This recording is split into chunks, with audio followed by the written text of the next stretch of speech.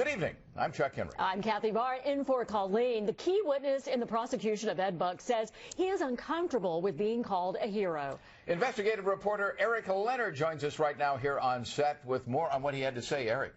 Well, Joe Doe has now signed in at a drug rehab facility and says he's hoping to return in a few months to the person he was before he met Ed Buck. His testimony was key in making the arrest a few weeks ago and will be critical at trial.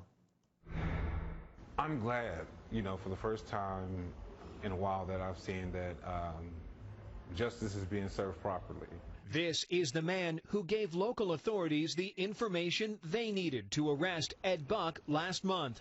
He says he knew the moment he decided to cooperate with authorities, he had to put his life back on track. Once I went down to the sheriff's station, I knew what was going to be coming next. Joe Doe, who doesn't want to show his face or share his name yet, says he's committed to breaking free from drug use so he can be a reliable witness whenever Ed Buck goes on trial. So I can be able to stare him in the face or stare a prosecutor in the face and be ready for whatever that they try to throw at me, and I can stay strong knowing that I'm doing everything that's right.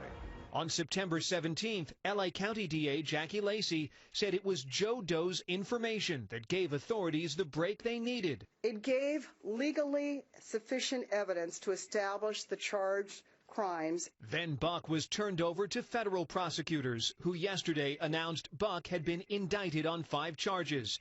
2 counts of distributing methamphetamine that resulted in the deaths of Jamel Moore in 2017 and Timothy Dean in 2019. 3 counts of distributing meth to other men, including Joe Doe last month. Doe also says while he was staying with Buck, the two went on the run in July after he says Buck was tipped off that there might be an arrest. The attorney told him that he needs to go on a run, get out the state, do something, but, they're coming to get you. And so he decided not to run out of state, but to, go to various motels and disappear for a few days. Now, it's not entirely clear who gave this information to Ed Buck. His longtime attorney hasn't responded to our questions. Buck is being held with no bail. He could face decades in federal prison, in fact, up to life in prison if he's convicted. The NBC4I team, of course, has been following this case for months, and we're trying to keep track of every single development. Joe Doe, by the way, talked to us on his way to rehab. He's going to be gone for months. Thank you. I'm glad you mentioned that because there's a lot of people that want to know more about this case. And, of course, you can find it if you go to our website, NBCLA.com, or on our NBCLA app. You'll find it right there.